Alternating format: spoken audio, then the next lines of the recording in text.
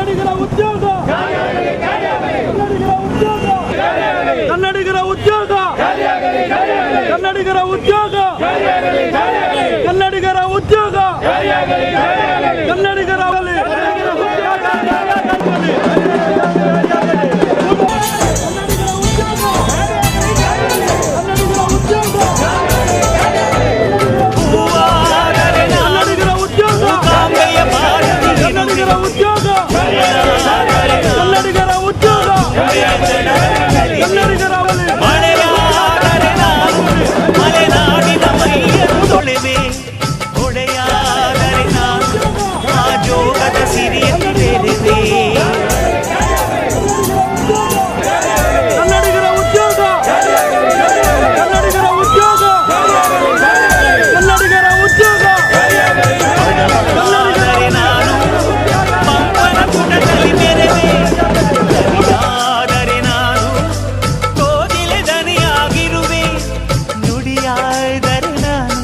ಸಿರಿಗನ್ನಡ ನುಡಿಯಾಗಿರುವೆ ನುಡಿಯಾದರೆ ನಾನು ಸಿರಿಗನ್ನಡ ನುಡಿಯಾಗಿರುವೆ.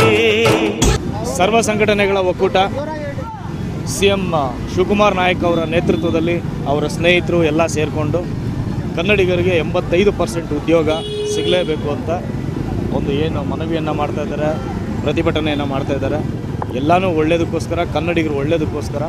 ಇವತ್ತು ಕನ್ನಡಿಗರಿಗೆ ಕರ್ನಾಟಕದಲ್ಲಿ ನಾವೇನು ಅಂದ್ಕೊಂಡಿದ್ದೀವಿ ಅಷ್ಟು ಉದ್ಯೋಗಗಳಿಲ್ಲ. ನೀವು ಮೀಡಿಯಾದವರು ಸಹ ಬ್ಯಾಂಕ್ಗಳಿಗೆ ಹೋಗ್ತೀರಾ, ಕಚೇರಿಗಳಿಗೆ ಹೋಗ್ತೀರಾ, ಎಲ್ಲ ಕಡೆ ಹೋಗ್ತಾ ಇರ್ತೀರಾ. ಎಲ್ಲನೂ ಸಹ ಒಂದು ನಾರ್ತ್ ಇಂಡಿಯನ್ಸ್ ಇರ್ತಾರೆ, ಬೇರೆ ಬೇರೆ ಭಾಷೆ ಗೊತ್ತಿಲ್ಲದೆ ಇರೋರು ಇರ್ತಾರೆ.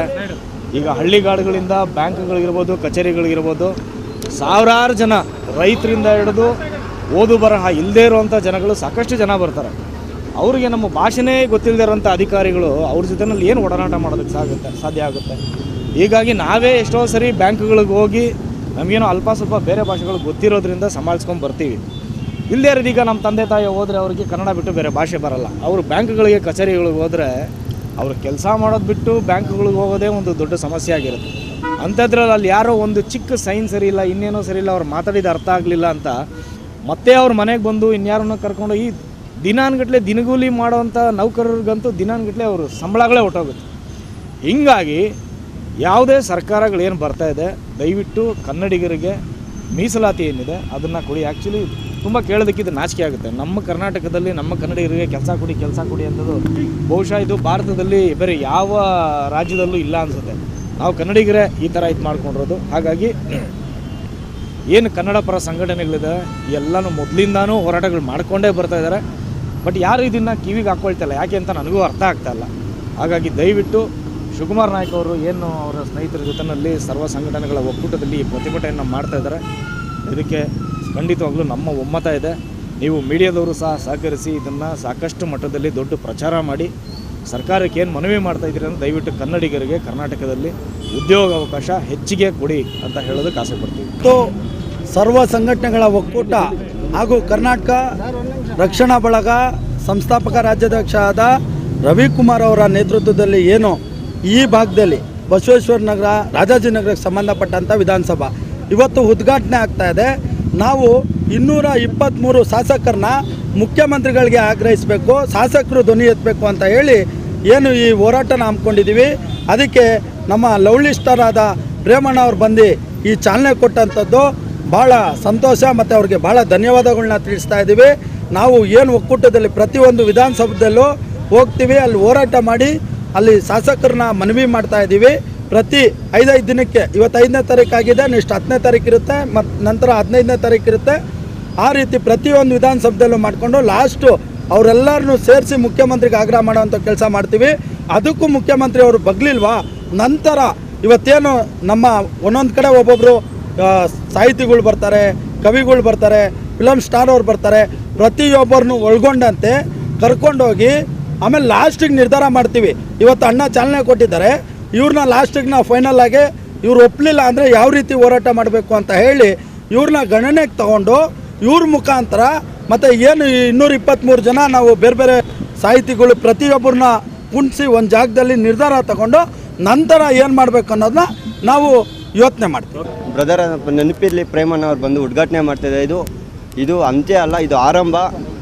ಇನ್ನು ಯಾವ ಥರ ನಮ್ಮ ಕನ್ನಡಿಗರಿಗೆ ಉದ್ಯೋಗ ಸಿಗಬೇಕು, ಇನ್ನು ಯಾವ ಥರ ಹೋರಾಟ ಮಾಡ್ತೀವಿ ಅಂತ ಮಾನ್ಯ ಮುಖ್ಯಮಂತ್ರಿಗಳು ಕಾದು ನೋಡಬೇಕಾಗತ್ತೆ. ಇವತ್ತು ಆರಂಭ ಮಾಡಿದ್ದೀವಿ, ಅತಿ ಶೀಘ್ರದಲ್ಲೇ ಜಾರಿ ಆಗಬೇಕಾಗಿ ತಮ್ಮಲ್ಲಿ ಮನವಿ ಮಾಡಿ. 223 MLA ಇಡೀ ರಾಜ್ಯ ಒಂದೊಂದು ವಿಧಾನಸಭಾ ಕ್ಷೇತ್ರಕ್ಕೆ 5 ದಿನ ಗ್ಯಾಪ್ ಇರುತ್ತೆ. ಇವತ್ತು 5ನೇ ತಾರೀಕು ಮಾಡ್ತೀವಿ, ನೆಕ್ಸ್ಟ್ 10ನೇ ತಾರೀಕು ಇನ್ನೊಂದು ವಿಧಾನಸಭಾ ಮಾಡ್ತೀವಿ. ಅದೇ ರೀತಿ ಎಲ್ಲ ಸ್ಟಾರ್ಟ್ ಮಾಡಿ ಲಾಸ್ಟಿಗೆ ಮುಖ್ಯಮಂತ್ರಿಗೆ ಇವ್ರ ಕಡೆಯಿಂದ ಆಗ್ರಹ ಮಾಡಿಸ್ತೀವಿ. ಮಾಡಲಿಲ್ವಾ ನಂತರ ಯೋಚನೆ ಮಾಡ್ತೀವಿ.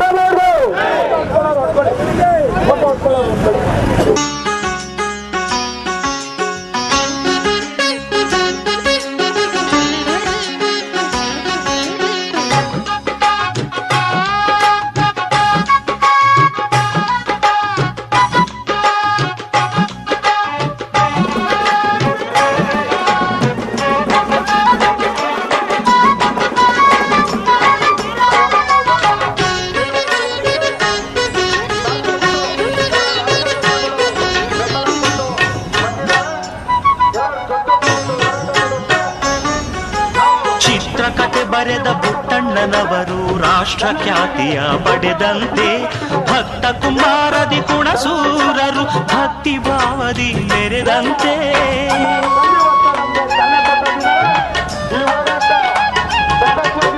ನಂಜುಂಡಿ ಕಲ್ಯಾಣದ ಉದಯ ಶಂಕರರು ನೂತನದ ಕಲೆ ಬರೆದಂತೆ ಪ್ರೇಮ ಲೋಕದ ಹಂಸಲೇಖಾರು ಯುವಜನ ಮನವನ್ನು ಸೆಳೆದಂತೆ ನಾನು ಅವರಂತೆ ಶಾಶ್ವತ ಹೆಸರನ್ನು ಪಡೆವ ಶಕ್ತಿಯ ನೀಡೆಂದು ಕನ್ನಡ ಹೊನ್ನುಡಿ ದೇವಿಯನ್ನು ನಾ ಪೂಜಿಸುವೆ ಆರಾಧಿಸುವೆ.